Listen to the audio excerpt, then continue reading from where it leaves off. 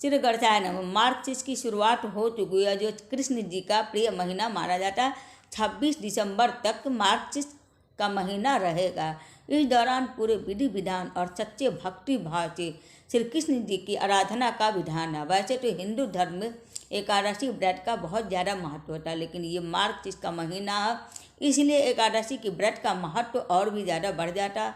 इस खास दिन सच्चे भक्ति भाव से लोग व्रत रखते हैं और श्री कृष्ण और भगवान विष्णु जी की पूजा करते हैं।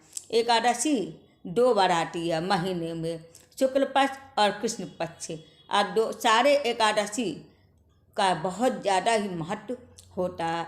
उत्पन्ना एकादशी के दिन ही माँ दुर्गा जी का एकादशी के नाम से उत्पन्न हुई थी।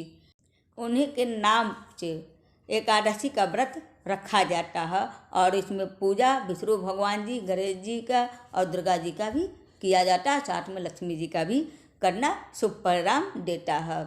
और ये एकादशी हर महीने के कृष्ण पक्ष और शुक्ल पक्ष के 11वें दिन की तिथि में पड़ती है, उसी को एकादशी कहा जाता है। अब हम आप सबको मुहूर्त के बारे में बता रहे हैं। मार्गशीर्ष माह की कृष्ण पक्ष की एकादशी तिथि की शुरुआत 8 दिसंबर को सुबह 5:06 से लेकर दिसंबर 9 को सुबह 6:31 तक ये एकादशी तिथि रहेगी। इसके बाद द्वादशी लग जाएगी। एकादशी का व्रत 8 तारीख को मतलब 8 दिसंबर को रखा जाएगा। व्रत का पारण का समय है 9 दिसंबर को दोपहर 1:15 से 3:20 तक।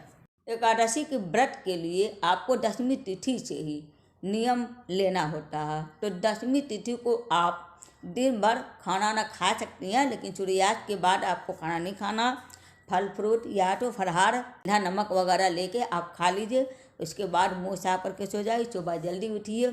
एकादशी का आप व्रत का संकल्प भी ले लीजिए नहाने के बाद। उसके बाद सूर्य को अर्घ्य दे दीजिए। एक चौकी बिछाइए, उस पर भगवान जी के प्रतिमा रखिए और कलश भी स्थापित कर दीजिए। धूप दीप सब कुछ प्रज्वलित कर लीजिए। उसके बाद फूल माला अक्षत वगैरह ये सब अक्षत भगवान जी को मत चढ़ाइएगा, लक्ष्मी जी को चढ़ा दीजिएगा, गणेश जी को चढ़ा दीजिएगा, विष्णु भगवान जी को सफ़ेद तिल या काला तिल चढ़ाइएगा। इस तरह से आप पूजा कर लीजिए, उनका मंत्रों का जाप कर लीजिए और सहस्त्र नाम स्तोत्र या तो सुन लीजिए या तो पढ़ लीजिए। अगर आप ये भी नहीं कर सकते हैं तो आप एक मंत्र हम बताएंगे, वो मंत्र आप 108 एक माला जप लीजिएगा। तो इसको आप सहस्त्र नाम स्तोत्र के बराबर आपको फल का प्राप्ति हो जाएगा। वो मंत्र है राम रामेति रमे रामे मनोरमे सहस्त्र नाम तत्तुल्यम राम नाम वरानने।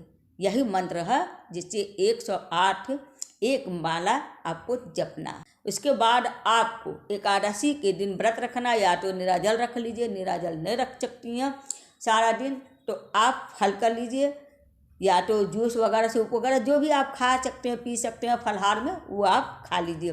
और नहीं तो दिन भर ही रख लीजिए निराजल, शाम को आप फलहार कर लीजिए और रात को जागरण करिए। अगर पूरी रात नहीं जग सकते आप तो कम से कम 1 बजे तक जगिए और अखंड दीप आप जलाए रखिएगा रात भर। सुबह जल्दी उठ जाइए। फिर उसके बाद पारण के समय में, मुहूर्त के समय में आप पारण कर लीजिएगा। दान दक्षिणा देने के बाद हो सके तो ब्राह्मण को भोजन कराइए, नहीं तो आप दान दे दीजिए। उसके बाद आप पारण कर लीजिएगा।